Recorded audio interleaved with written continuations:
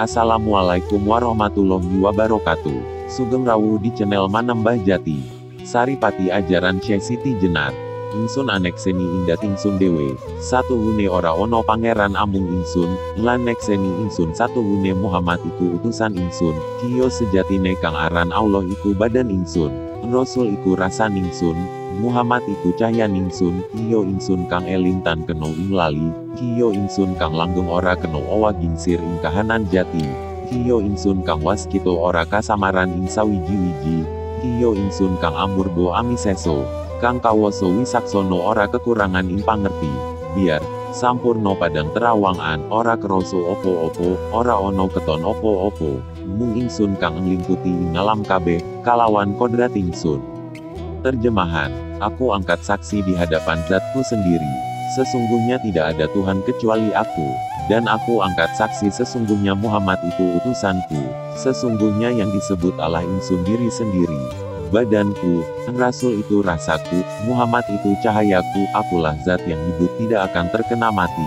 Akulah zat yang selalu ingat tidak pernah lupa, akulah zat yang kekal tidak ada perubahan dalam segala keadaan. Bagiku, tidak ada yang samar sesuatu pun. Akulah zat yang maha menguasai, yang kuasa dan bijaksana. Tidak kekurangan dalam pengertian, sempurna terang benerang. Tidak terasa apa-apa, tidak kelihatan apa-apa. Hanya aku yang meliputi sekalian alam dengan kodratku. Ajaran tersebut disebut sebagai ajaran atau wejangan Sasahidan Serat Wirid Hidayat Jati, yang merupakan naskah paling terkenal hasil karya Raden Ngabehi Ronggowarsito. Menurut Raden Ngabehi Ronggowarsito, naskah tersebut merupakan wejangan wali ke-8. Wali yang dimaksud adalah Sunan Kajenar atau Syekh Siti Jenar. Ini sesuai dengan pernyataan Ronggowarsito sendiri dalam naskah tersebut pada halaman 5 dan 6, di mana wejangannya adalah sasahidan atau penyaksian.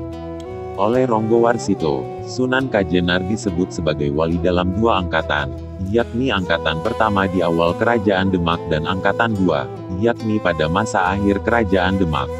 Melihat pernyataan ini, logis jika tahun wafatnya Syekh Siti Jenar ditetapkan pada tahun 1517. Sebab setelah kekuasaan Raden Fatah usia Kerajaan Demak tidak berlangsung lama, disambung dengan Kerajaan Pajang.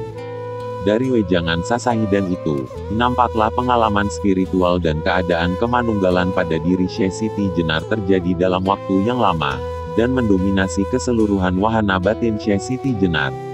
Nampak juga bahwa dalam intisari ajaran tersebut, konsistensi sikap batin dan sikap zahir dari ajaran Syekh Siti Jenar. Jika ilmu tidak ada yang dirahasiakan dalam pengajaran, maka demikian pula pengalaman batin dari keagamaan juga tidak bisa disembunyikan. Dan pengalaman keagamaan yang terlahir tidak harus ditutup-tutupi walaupun dengan dalih dan selubung syariat. Dan akhirnya dalam ajaran Sasahidan itulah, semua ajaran Syekh Siti Jenar tersimpul.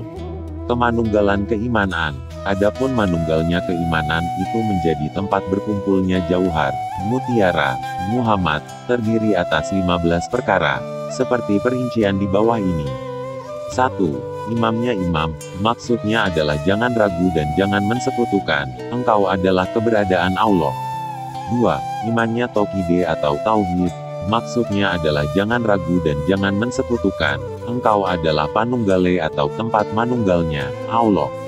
3. Imannya syahadat, maksudnya adalah jangan ragu dan jangan mensekutukan, engkau adalah sifatullah atau sifatnya Allah. 4. Imannya marifat, maksudnya adalah jangan ragu dan jangan mensekutukan, engkau adalah kewaspadaan Allah. 5. Imannya salat, maksudnya adalah jangan ragu dan jangan mensekutukan, engkau adalah menghadap Allah. 6. Imannya kehidupan, maksudnya adalah jangan ragu dan jangan mensekutukan, engkau adalah kehidupannya Allah. 7. Imannya takdir, maksudnya adalah jangan ragu dan jangan mensekutukan, engkau adalah kepunyaan keagungan Allah. 8. Imannya sadrah, maksudnya adalah jangan ragu dan jangan mensekutukan, engkau adalah pertemuan Allah. 9. Imannya kematian, maksudnya adalah jangan ragu dan jangan mensekutukan, engkau adalah kesucian Allah. 10.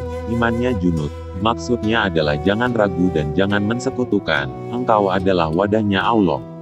11. Imannya jinabat, Maksudnya adalah jangan ragu dan jangan mensekutukan, engkau adalah kaum buhaning atau bertambahnya nikmat dan anugerah Allah. 12. Imannya wudhu, maksudnya adalah jangan ragu dan jangan mensekutukan, engkau adalah asma atau nama Allah. 13. Imannya kalam atau perkataan, maksudnya adalah jangan ragu dan jangan mensekutukan, engkau adalah ucapan Allah. 14. Imannya akal, maksudnya adalah jangan ragu dan jangan mensekutukan, engkau adalah juru bicara Allah. 15. Imannya nur, maksudnya adalah jangan ragu dan jangan mensekutukan, engkau adalah wujudullah, yaitu tempat berkumpulnya seluruh jagat, makrokosmos, dunia akhirat, surga neraka, arsi kursi, loh kalam atau lauh al-kalam, bumi langit, manusia, jin, belis, iblis, laknat, malaikat, nabi, wali, orang mukmin. Nyawa semua itu berkumpul di pucuknya jantung yang disebut alam kial, alam al-hayal. Maksudnya adalah angan-angannya Tuhan, itulah yang agung yang disebut alam barzak. Yang dimaksudnya adalah pamoring Gusti Kawulu.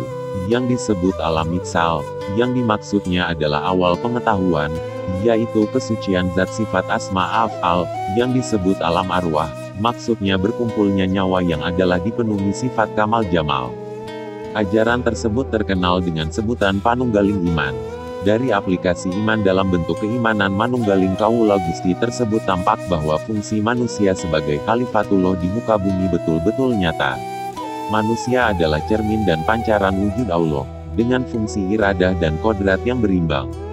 Semua bentuk syariat agama ternyata memiliki wujud implementasi bagi tekad hatinya, sekaligus ditampakkan melalui tingkah lahiriahnya.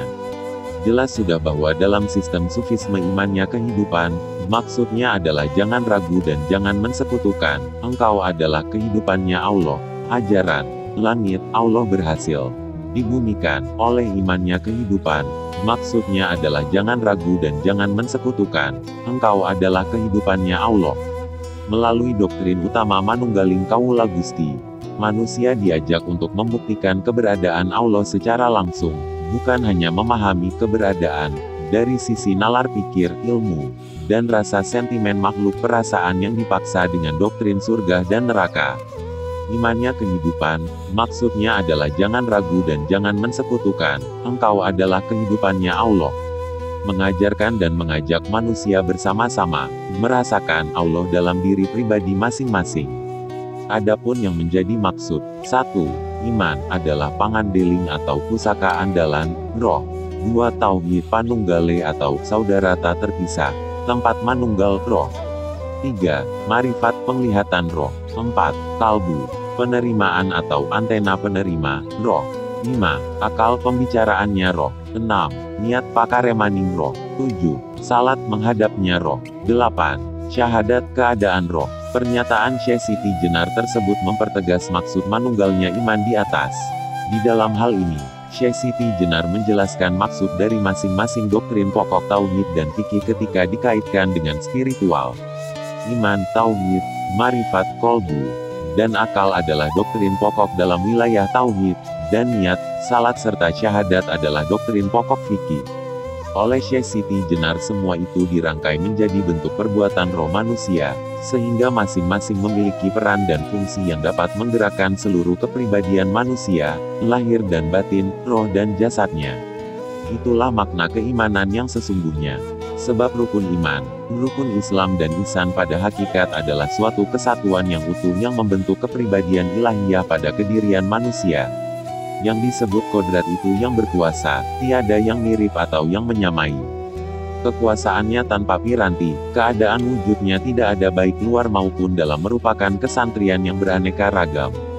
Iradatnya artinya kehendak yang tiada membicarakan, ilmu untuk mengetahui keadaan, yang lepas jauh dari panca indera bagaikan anak gumpitan lepas tertiup. Bagi Syekh Siti Jenar, kodrat dan iradat bukanlah hal yang terpisah dari manusia, dan bukan mutlak milik Allah. Kodrat dan iradat menurut Syekh Siti Jenar terkait erat dengan eksistensi sang pribadi, manusia. Pribadi adalah eksistensi roh, maka jika roh adalah pancaran cahayanya, pribadi adalah tajalinya, penjelmaan dirinya. Pribadi adalah Allah yang menyejarah. maka Syekh Siti Jenar mengemukakan bahwa dirinya adalah sang pemilik 20 sifat ketuhanan.